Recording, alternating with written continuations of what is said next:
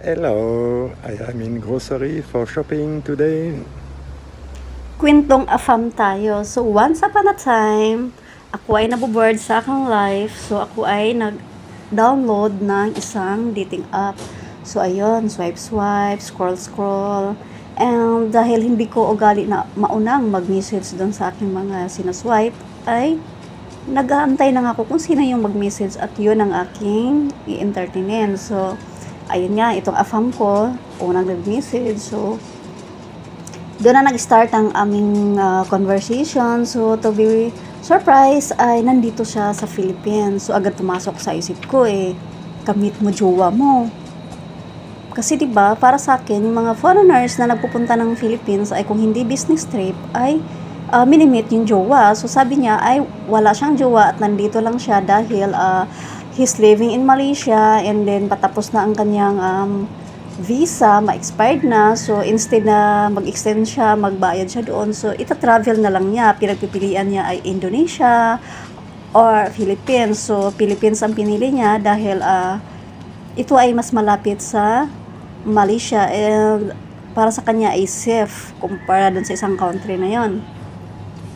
And then, ang sabi ko, okay, kung yan ang sabi mo, so para for me, hindi po ako naniniwala, diba? Lalo, sabi niya, nandun daw siya sa isang beach, so like that. So, and then, sandali lang kami nag-usap, kasi sabi niya, busy na daw siya. Okay, busy ka. So, nag-entertain ulit ang iba.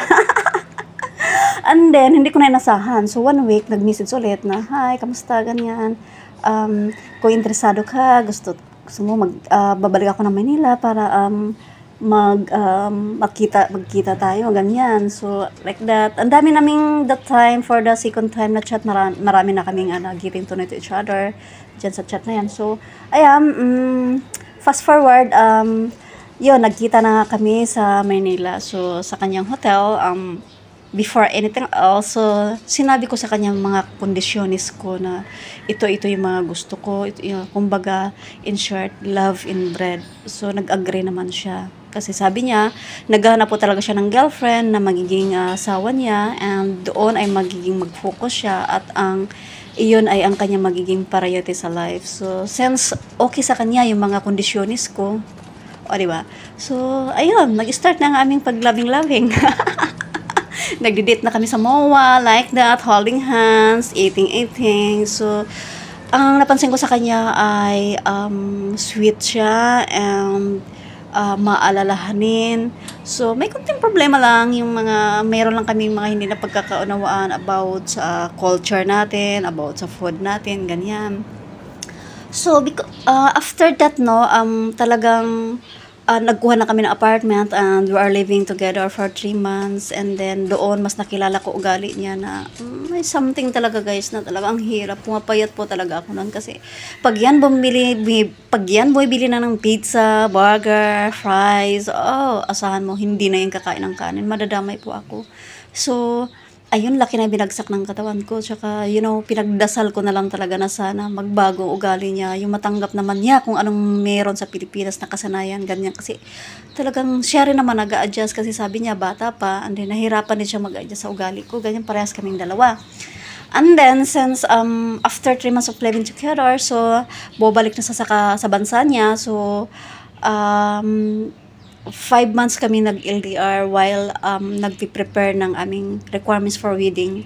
So, after 5 months, ayun, ikinasal na kami finally. So far, okay naman. Happily married. So, and then, ang pinagpasalamat ko sa Diyos kasi ang laki ng pinagbago na ugali niya. Tinanggap niya talaga kung ano yung culture natin, especially sa food, ayan. And then, at love naman niya ng anak ko, ganun. So, okay, ayun, ang kinaganda lang din sa kanya, pagdating sa akin, hindi siya maramot kung anong gusto ko, binibigay niya. Ako na nga lang yung umaayaw. Kasi laging, gusto mo to, gusto mo yan, bibilihin niya. Ako na lang umaayaw kasi hindi ko naman gusto. Or, ewan, ayaw ko lang. But, for me, he is good. And, hindi niya talaga, overall, maalalahanin. At ako pa nga yung inalagaan niya, sa umaga, pinagtitimpla ng kape, pinaghahandaan ng breakfast, ganon. At saka, maalalahanin sa kalusugan ko. Sabi ng iba, ala, matanda na yan, kinukahan ng, gawin ka ng caregiver. No. Mas ako ang inaalagaan niya at ayaw niyang magutom ako. Okay? Napakabait and maalalahanin. Yun lang gusto ko sa AFAM. Hindi ka magugutom, guys. At mamahalin ka niya. Ang balik lang yan ay mamahalin mo rin ng tapat. Wag lang ding lulukuhin at magmamahalan, ganyan. Ayan, ang bait niya for me. Ayan lang, guys, happily married and I am happy and looking forward na makapunta rin ako dun sa bansa niya at yan mag-start ng bagong buhay at hopefully maging asinso naman, di ba?